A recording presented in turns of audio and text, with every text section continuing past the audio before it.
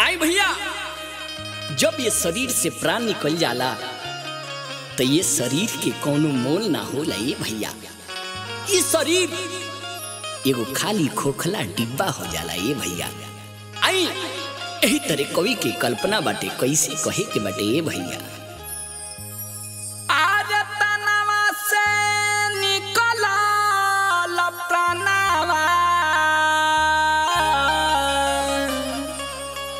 कि खोखला भइले शरीर,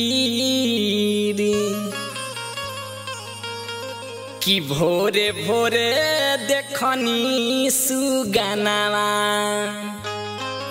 जरत रहले गंगा जी के तीर।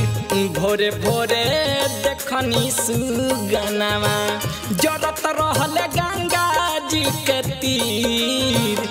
भोरे भोरे देखनी सुगनावा, तनावा से निकलल प्राणवा, खोखला भइले शरीर। तनावा से निकलल प्राणवा, खोखला भइले शरीर। भोरे भोरे देखनी सुगनावा, जरत रहले गंगा जी के तीर। भोरे भोरे देखनी सुगनावा, जरत रहले गंगा जी के तीर। भोरे भोरे देखनी सुगनावा।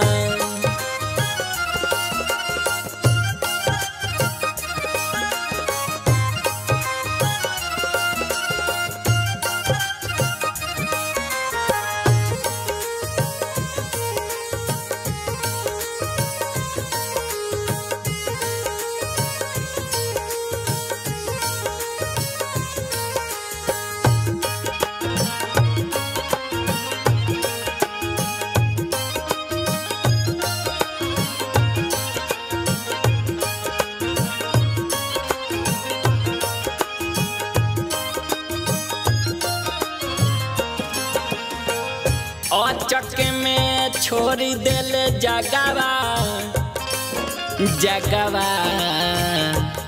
जगवा।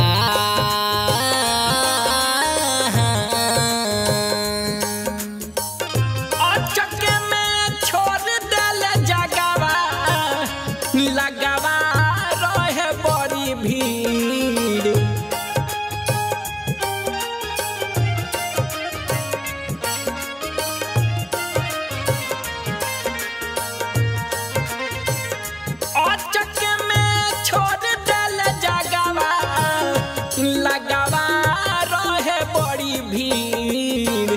सब कर एक गो रहतिया, का कमजोरी का बीर। सब कर एक गो रहतिया, का कमजोरी का बीर। सब कर एक गो रहतिया।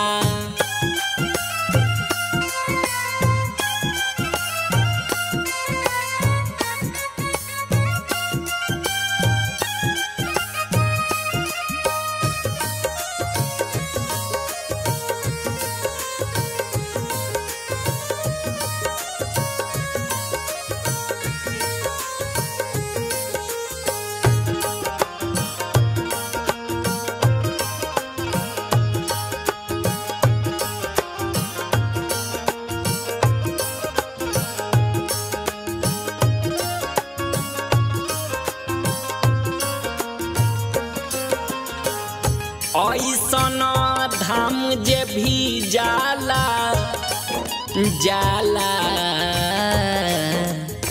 जाला।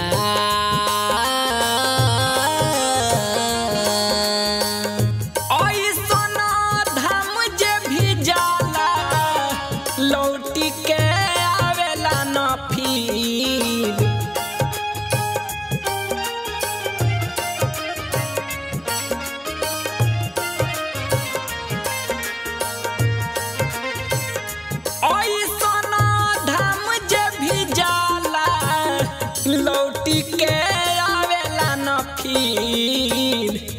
अपने से टूट जाला भाई मोह माया के जंजीर अपने से टूट जाला भाई मोह माया के जंजीर अपने से टूट जाला भाई।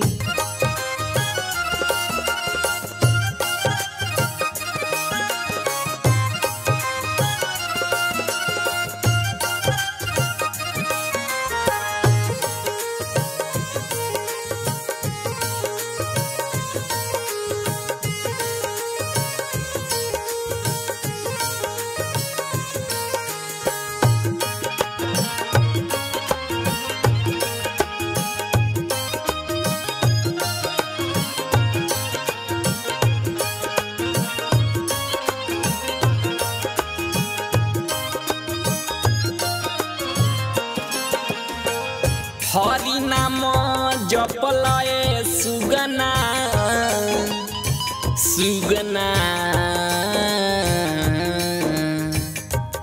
सुगना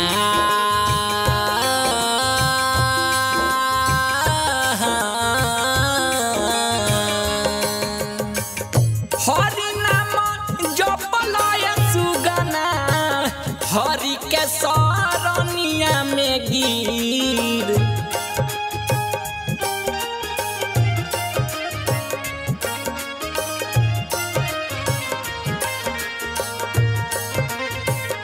हरि नाम जपलए सुगना हरि के सरनिया में गिर आदित्य सुबास तनी सुनल उनके से बनी तकदीर आदित्य सुबास तनी सुनल उनके से बनी तकदीर आदित्य सुबास तनी सुनल तनावा से निकलल प्राणवा खोखला भइले शरीर तनावा से निकलल प्राणवा खोखला भइले शरीर भोरे भोरे देखनी सुगना जरत रहले गंगा जी के तीर भोरे भोरे